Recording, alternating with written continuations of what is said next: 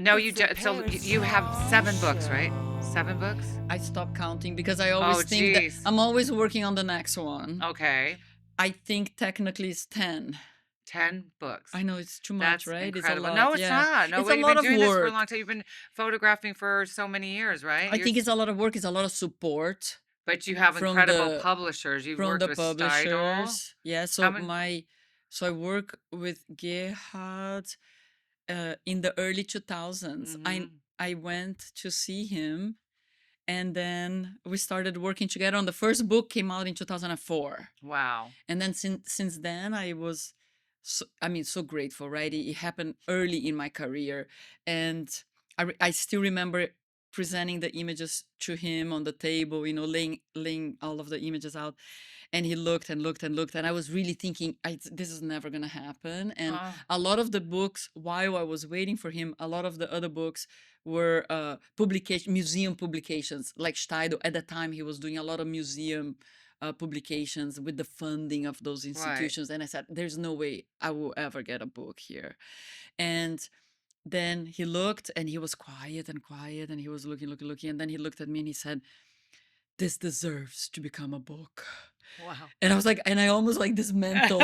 I mean, I still nowadays remember like just getting my knees weak about it. And then I felt very grateful for that opportunity. So it really speeded up my process. So Right. when that book was done, I started working on the next one, started working on the next one, or not really the next book, but the next series. Yeah. I think that it was an injection of energy for a young artist. So It did really you were was. doing just books before you even were doing art shows? No, I was You, doing the well. with the That together with yeah, the art that's show? why I kind of corrected. So I usually work on a concept or a visual story. Mhm.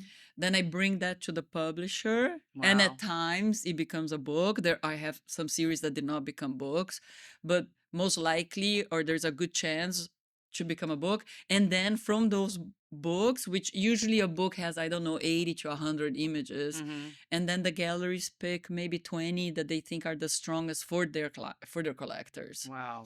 So it has been a little bit of that. What's your bestseller? Your best-selling book? All of them have been good in different areas, Mhm. and that has been also really a good learning curve for me. So the first books that I did uh, with Steidl, they have had different ways of selling it in Right. different markets. Nowadays it's so easy because we can see where it's selling. Like some have sold more in Europe, Yeah. some have been more favorable in the US. It's funny like that, isn't it? Yeah, but then I also got approached by Thames and Hudson. Wow. So I went back to Gerhard Steidl and I said, Gerhard, what do you think? Should I do this book with Thames and Hudson? And he's like, why not? So it's like, why not? You should do. You're young. You have, Yeah. a lot of energy. And he also said, I don't want to do a coffee table book. I want to do the monographs. Yeah. And I said, great. So that liberated me to work with Thames and Hudson, but also work with Stanley Barker Mhm. in England. And I also did wonderful book with TBW books, previously out of Oakland, San Francisco area, and I think now they're more based in Mexico. You've been lucky because a Yeah. lot of people don't get that opportunity. No matter even some Yes. amazing photographers, they don't have these kind of publishers going after them to do books. You've been Yes. really lucky that way. Yes. But And the work is amazing, though, yeah. of course. And I think what you mentioned, like what sells the best and so on, I think they all hit a Different markets. different market. Yeah. Like the Thames and Hudson, they call it a retrospective book, but it's obviously not. Mhm. It's like a compilation of 8 series that we did during the pandemic, which was amazing. That's good. Um, and so that one is a little bit more broad Mhm. market. I would say that the Steidl is more museum, bookstores, Mhm. more niche, art niche. Uh, TBW also was a great to do with them, a little more indie, like you would Yeah. enter other areas of the market that I'm also interested in reaching out and letting them know about the work. And uh, Paul Schick at the time told me, do something that you would that would never be accepted with some of your other publishers. And then what did you So that do? gave me, so I did a book of nudes of a man. Oh, So wow. the whole book I is love one that. guy that I photographed, really gorgeous guy, I mean, Thank gorgeous. God. Yeah, yeah. No, This but really gorgeous. hor I photographed this really But horrible man, and, yeah, but wait, wait. no one bought the book, it was weird. But I think gorgeous in the sense, not gorgeous physically, not Perfect. Okay. facade Yeah. gorgeous, Oh, but like a deeper, like he came who in the was it? studio. I thought his name's Charles. He came in the studio and then I photographed him here in Los Angeles. Uh-huh. And it was the first time that he was posing in the How nudes. did you find him? I found him through a friend in common, through Okay. a friend in common. And then he came in, but it was also the first time that we met and he didn't want to talk.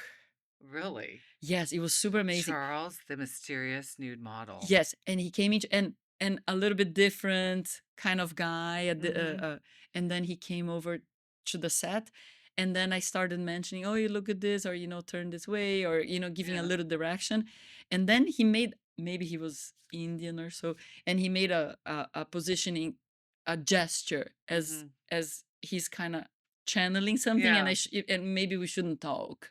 And so I went quiet and I just photographed everything that he was doing.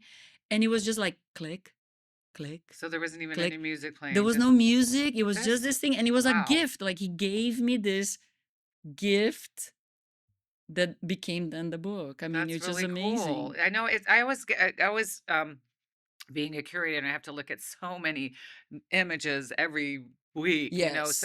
Yes. I as a curator get kind of bored and selling art, I get a little bored of always just seeing nude women. Yeah. Not that I Yes. Yeah. ever, no one in the world opposes to that, but it's nice to have sometimes nude men. I always tell people Yeah. a lot of photographers will get portfolio reviews and it's all nude women, and I'll say, would you ever consider shooting men? And they're like, Yes. oh, I would. I just never really, I don't really know anyone to do that. But I've sent a lot of men out there to shoot other men just because I think it's good to be well-rounded with your Yes.